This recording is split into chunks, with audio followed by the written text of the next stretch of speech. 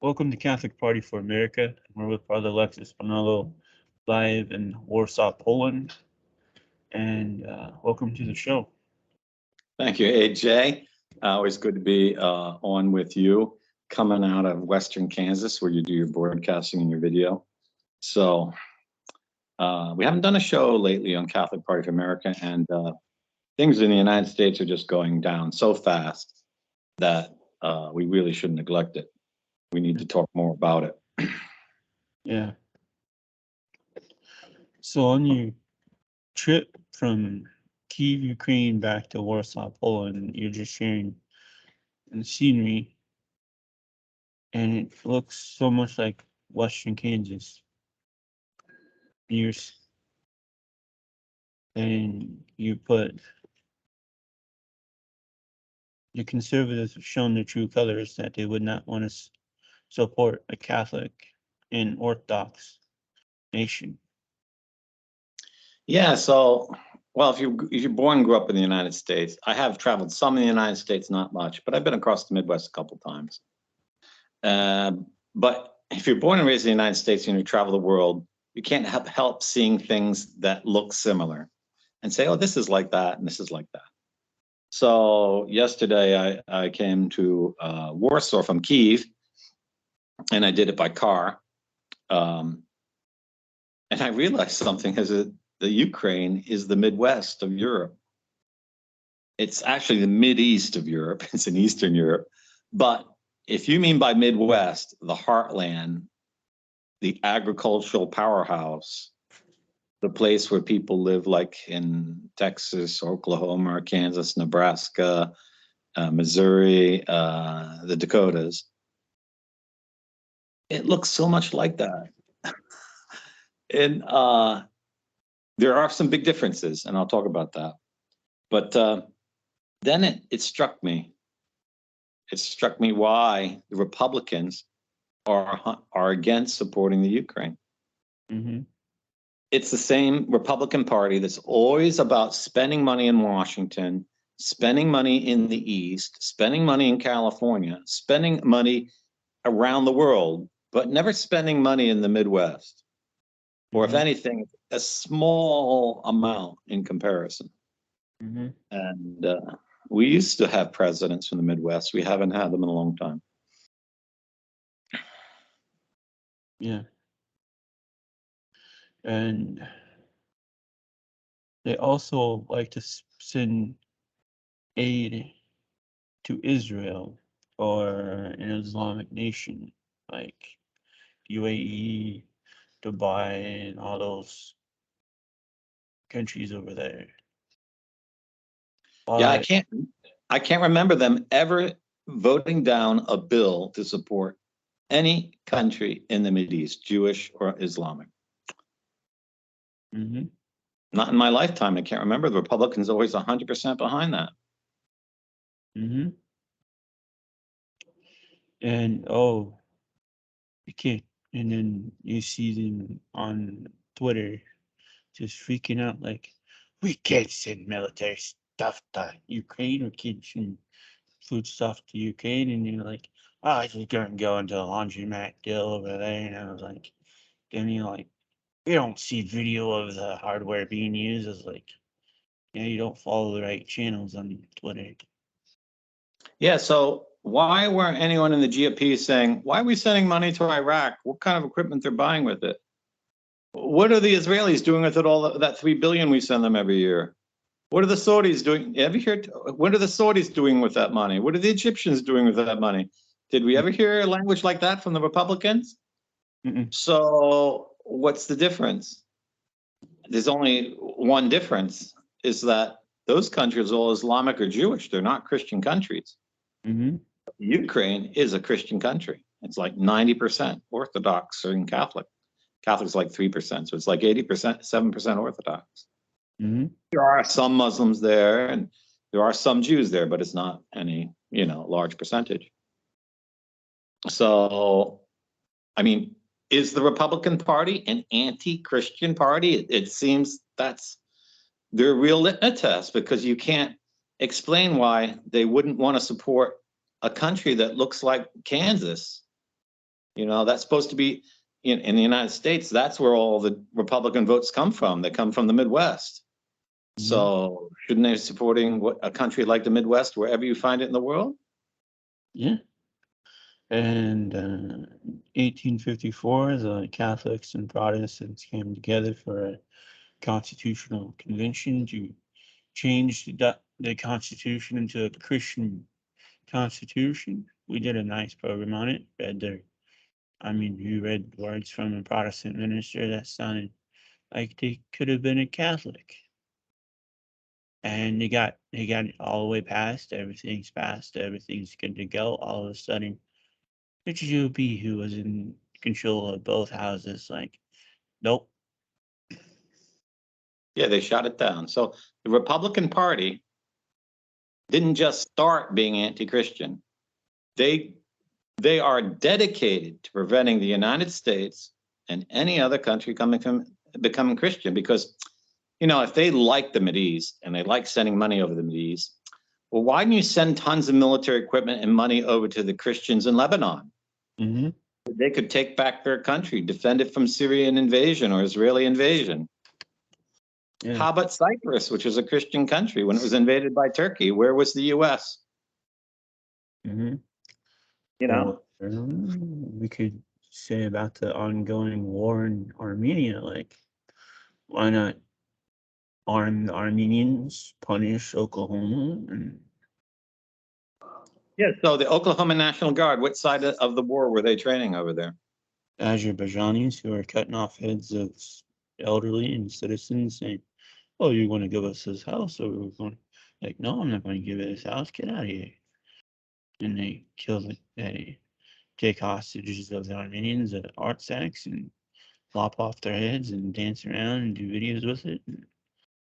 And they're funded completely and armed by the United States. And what religion are the Armenians? The Armenians are Catholic and Orthodox, the oldest Christian nation on earth. And the Republicans are sending money to the enemies of that nation who want to genocide it off the map. Mm-hmm. So then let's go to the Ukraine. So under Trump, they were going to send a big bill, $400 billion over to the Ukraine, Christian country. What did the Republican Party, what did Trump, the savior of the Republican Party, do?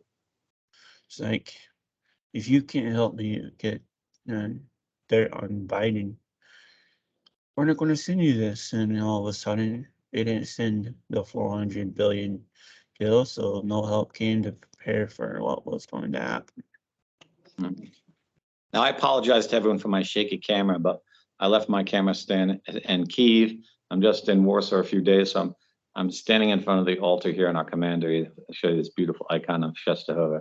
So I was really shocked also by another thing under Trump. Trump has always shown himself to be a gentleman, polite, and courteous. But he did one really rude thing in his presidency. He had the president of Ukraine come to the White House, and he sat next to him in the Oval Office, and he insulted him right to his face, saying his government was corrupt. Mm-hmm. Now, would Trump ask the president of Israel to come to the White House and insult him to his face in the Oval Office? I don't think so. Would he do it to the president of Iraq or the king of Saudi Arabia? No.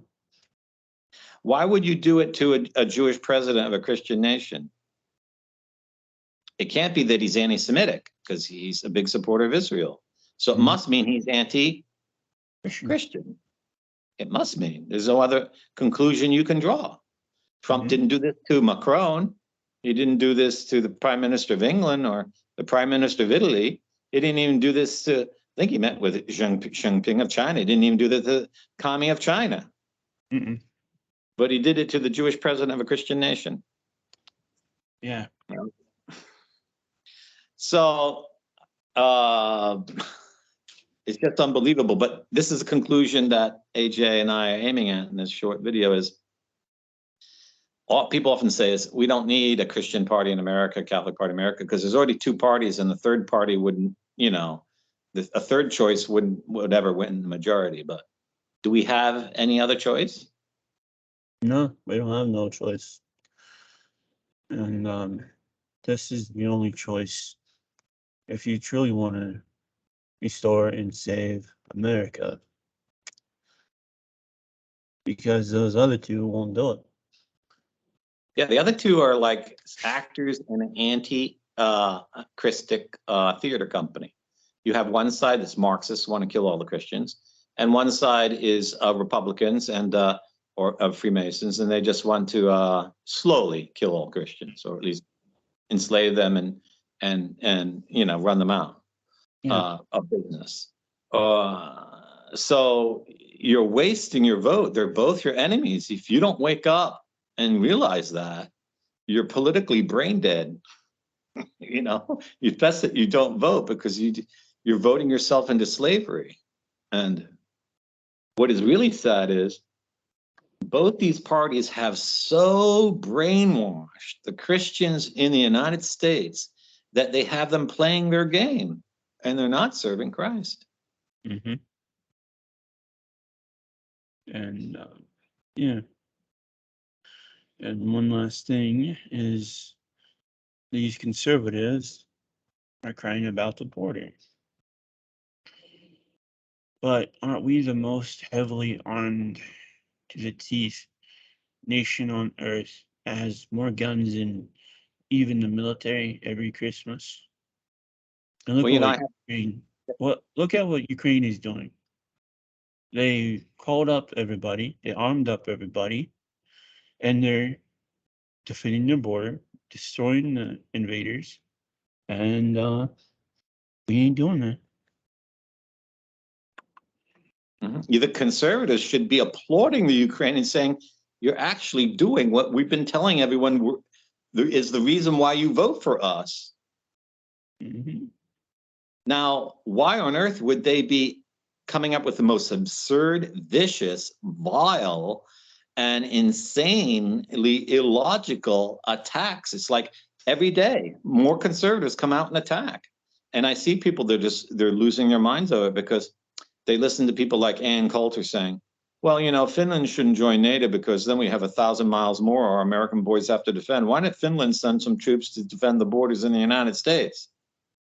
I feel like telling Ann Coulter, well, are you a gun owner? Then go down to the border and defend it.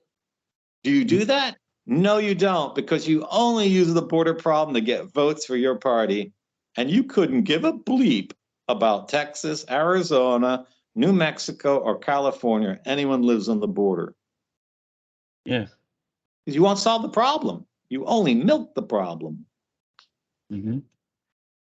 Now, what is worse, someone destroying a country or someone milking the problem and not solving it so that they can stay in power?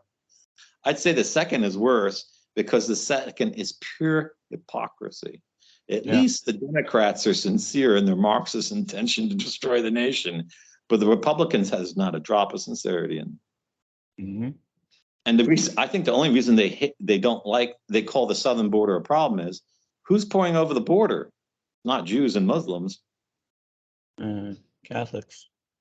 It's Catholics and Protestants who are pouring over the border. God forbid this country become Catholic or Protestant and religious believing people. God forbid that's the way the Republicans think.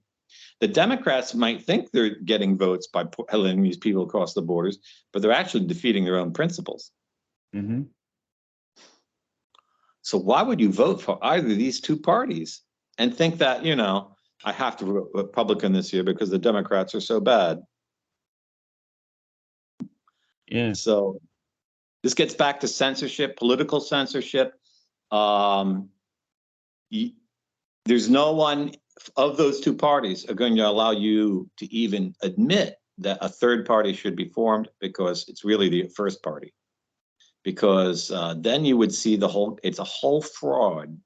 It's a complete theatrical fraud that's been perpetrated in the American people. And this is why we've lost control of the government. This is why we have control. Government wants to destroy us. Mm-hmm. So we're the only solution. And I invite you to go to CatholicPartyForAmerica.com. I have a link in the show page, link in the description, and some ideas I've seen I liked on from a few news sites on how to weed out the real ones and the fakers. So preparing a question and answer uh, thing for you to fill out so we can figure out if you're truly a real Catholic Party for America supporter or one of these conservative or Democrat fakers. Yeah, we've had too much. Fraud in the United States, and we have to start with sincerity. And there's a lot of sincere Christians in the United States. We need to work together and realize that we're the victims and that our rights have been totally suppressed and ignored. And the entire political establishment is our enemy. It's not just one party. Mm. Yeah. So this is Catholic Party for America signing off. God save the Republic. God save the Republic. I hope.